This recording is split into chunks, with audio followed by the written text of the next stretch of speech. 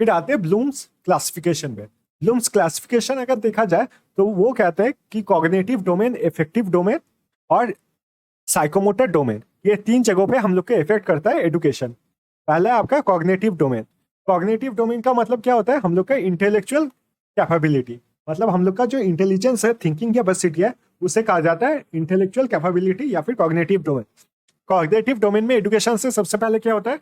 हम लोग नॉलेज को गेन करते हैं, कोई इंफॉर्मेशन जो होता है उसे एबिलिटी लेते हैं to recall that particular information. वो होता है आपका पहला स्टेज, जिससे कहा जाता है नॉलेज। फिर सेकेंड आता है कॉम्प्रिहेंशन। कॉम्प्रिहेंशन में क्या करते हैं हम लोग? कॉम्प्रिहेंशन में हम लोग अंडरस्टैंड करते हैं कि जो चीज़ हम लोग को बताया गया है, जो चीज़ हम लोग को पढ़ाया गया है, उसे हम लोग अंडरस्टैंड करते हैं। तीसरा जो होता है उस चीज़ को हम लोग अप्लाई करते हैं, application, use of that thing. जैसे कि मैंने बताया था कि फ्रिक्शन के बारे में, तो फ्रिक्शन का यूज हम लोग कहाँ पर करते हैं? तो हम लोग जब टायर्स को देखते हैं रियल लाइफ में, तो उसका यूज कर सकते हैं, तो ये हो गया एप्लीकेशन। या फिर हम लोग को जब एडिशन समझाया जाता है, तो हम लोग किराने के दुकान में जब कुछ खरीदते हैं तो हम लोग एडिशन कर सकते हैं कि कितना पैसा हम लोग को देना होगा। फिर आते हैं हम लोग एनालिसिस में। एनालिसिस का मतलब क्या होता है? कोई कॉम्प्लेक्स मटेरियल जब है उसे ब्रेक डाउन करते हैं ताकि हम लोग को आसानी से समझ में आए। मान लीजिए कोई कॉम्प्लेक्स टॉपिक है, जैसे यूनिट 1, ये जो टीचिंग एप्टीट्यूड है, वो एक कॉम्प्लेक्स मटेरियल है, क्योंकि हम लोग ने ये पहले कभी नहीं पढ़ा था। तो केवीएस मदन सर के बुक में क्या किया गया है? इसे डिफरेंट पार्ट्स में डिवाइड किया गया है। पार्ट के बाद आपका क्वेश्चन दिया गया है। फिर आपके अगर किताब को देखेंगे तो ब्लू बॉक्सेस बना के इंपॉर्टेंट पार्ट्स को पढ़ाया गया है। तो कोई कॉम्प्लेक्स मटेरियल को इजी पार्ट्स में हम लोग जब डिवाइड करते हैं, उसे कहा जाता है आपके एनालिसिस। और सिंथेसिस क्या होता है? जब हम लोग किसी चीज को कंबाइन करते हैं, कंबाइनिंग पार्ट्स इनटू होल। अभी हम लोग ने एग्जांपल देखा, जो ट्रम्प का इलेक्शन हुआ है, तो ट्रम्प के इलेक्शन पे क्या पॉजिटिव हुआ, क्या नेगेटिव हुआ, इंडिया पे क्या इफेक्ट पड़ेगा, वर्ल्ड पे क्या इफेक्ट पड़ेगा, तो इसे कहा जाता है आपका सिंथेसिस। और आखिर में हम लोग करते हैं इवैल्यूएशन। हम लोग एग्जाम देते हैं और एग्जाम में पता चलता है कि हम लोग जो नॉलेज गेन किया वो कितना तक काम में आया है। फिर आते इफेक्टिव फिर हम लोग आते हैं इफेक्टिव डोमेन। इफेक्टिव डोमेन अगर कहा जाए तो ये हम लोग का रिस्पॉन्स होता है टू डिफरेंट सिचुएशन, कि हम लोग कैसे सिचुएशंस पे रिएक्ट करते हैं। ये होता है आपका इफेक्टिव डोमेन। इसका बहुत एक इंपॉर्टेंट पार्ट है जो वीवीआईपी है और एग्जाम्स में काफी बार पूछा जाता है, इमोशनल इंटेलिजेंस। इमोशनल इंटेलिजेंस क्या होता है? हम लोग किसी एक सिचुएशन में, किसी एक नेगेटिव सिचुएशन में कैसे रिएक्ट करते हैं, उसे कहा जाता है आपका इमोशनल इंटेलिजेंस। इसका थ्योरी किसने दिया था? तो फिर डैनियल गोलमैन ने दिया था। In tense situations the emotional centre brain works first while rational brain is yet to start functioning. देखिए, जब भी हम लोग कोई टेंस सिचुएशन में होते हैं, तो हम लोग का जो ब्रेन है उसमें क्या होता है? 2 पार्ट्स होते हैं। पहला होता है आपका इमोशनल और दूसरा होता है आपका रैशनल। तो हम लोग का इमोशनल पार्ट सबसे पहले रिएक्ट करता है rather than the rational part. इसलिए कहा जाता है कोई भी टेंस सिचुएशन में पहले अचानक से कोई काम नहीं करना चाहिए, थोड़ा शांत दिमाग हो गए, उसके बारे में सोचना चाहिए और फिर कोई काम करना चाहिए। एग्जाम्पल हम लोग का एटीट्यूड, मतलब हम लोग किससे कैसा बिहेवियर करते हैं, वो होता है आपके इमोशनल इंटेलिजेंस से। फिर आता है हम लोग का साइकोमोटर डोमेन। साइकोमोटर डोमेन हम लोग का तीसरा। साइकोमोटर मतलब क्या होता है? हम लोग जो एक्शन करते हैं, हम लोग जो काम करते हैं, उसे कहा जाता है साइकोमोटर डोमेन। तो पहले हम लोग क्या करते हैं? हम लोग करते हैं इमिटेशन। मान लीजिए आपको साइकिल रिपेयर करना सीखना है, आप क्या करोगे? साइकिल रिपेयर के दुकान में जाओगे, फिर वो दुकानदार जो भी करता है वो आप इमिटेट करोगे। फिर आते हैं मैनिपुलेशन पे। मैनिपुलेशन का अगर बात आए तो मैनिपुलेशन में क्या होता है? आप वही काम करते हो पर छोटे छोटे चेंजेस करने लगते हो, कि जो काम वो कर रहा है उसमें मैं कोई शॉर्टकट या उस काम को बेहतर तरीके से कर सकता हूँ कि नहीं। फिर आते हैं प्रेसिशन में। वो काम जब आप रिपीटेड बात करते हो तब आप उसमें प्रेसाइज होते हो, मतलब वो काम अच्छी तरीके से आप कर पाते हो। फिर आते हैं आर्टिकुलेशन पे, मतलब वो जो परफेक्शन आता है आपका, उसके साथ आपका एक ब्यूटी भी आता है काम करने में, उसे कहा जाता है आर्टिकुलेशन। और फिर होता है आपका नेचुरलाइजेशन, मतलब वो आपके लिए बहुत ही कॉमन काम हो जाता है और उसके लिए आपका अलग से दिमाग नहीं लगाना पड़ता है। तो ये होता है आपका नेचुरलाइजेशन। फिर आते हैं Gagne and Briggs classification. Gagne and Briggs classification अगर कहा जाए तो यहाँ पर देखा जाता है कि एडुकेशन हमारे कहाँ कहाँ इफेक्ट करता है।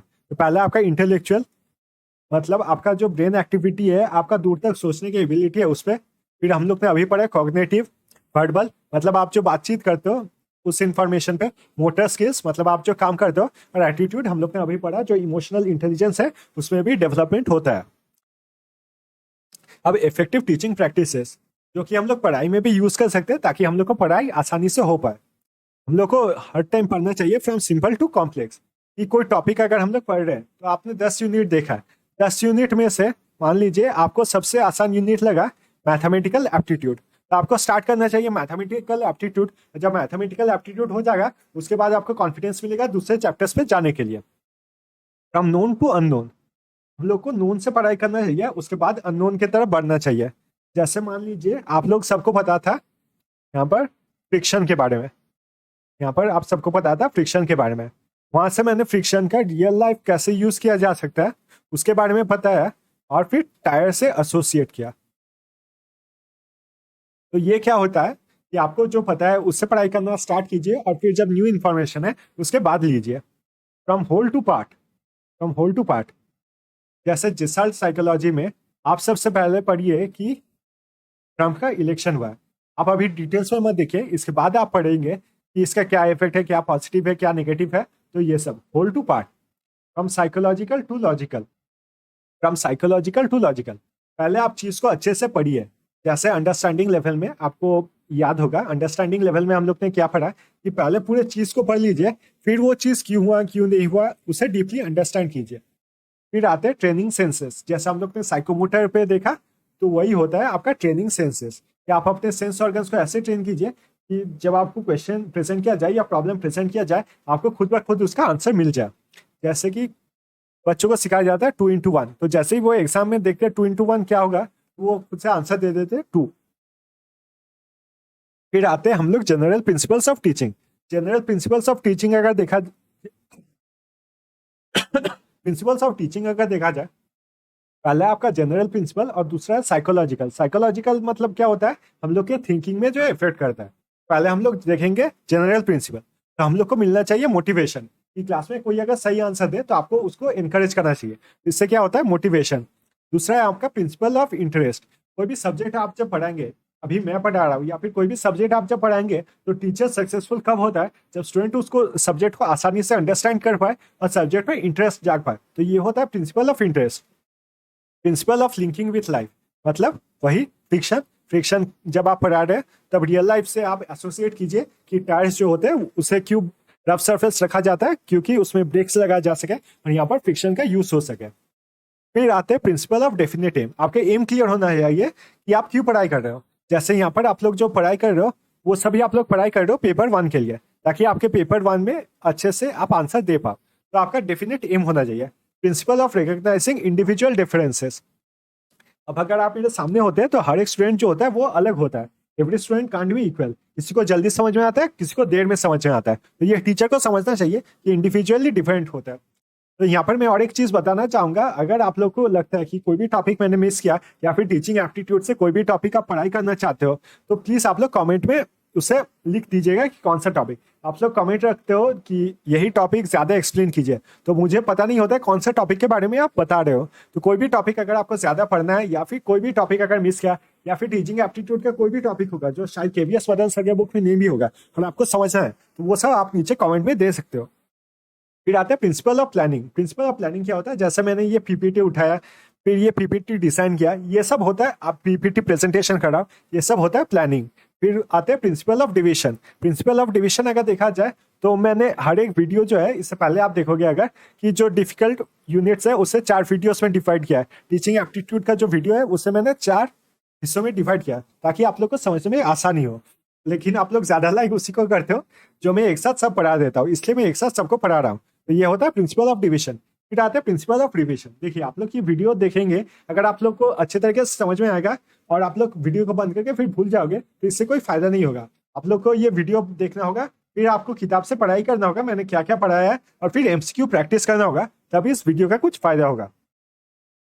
Principle of democratic dealing. Democratic dealing मतलब आपको स्टूडेंट से पूछना होगा कि उनके डाउट्स क्या है, उनके क्वेश्चन क्या है, और उसके अनुसार आपको पढ़ाई कराना होगा।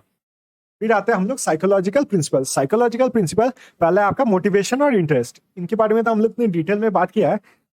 फिर आते हैं प्रिंसिपल ऑफ रिक्रिएशन। ये एक साथ आपको ज्यादा नहीं पढ़ाना चाहिए, इसलिए आप लोग देखोगे कि स्कूल में आपके रिसेस ब्रेक्स होते हैं और पढ़ाई के बीच में ब्रेक दिया जाता है ताकि हम लोग को ब्रेक मिल पाए स्टडीज से और हम लोग अच्छे से पढ़ पाए। फिर आते हैं principle of repetition and exercise.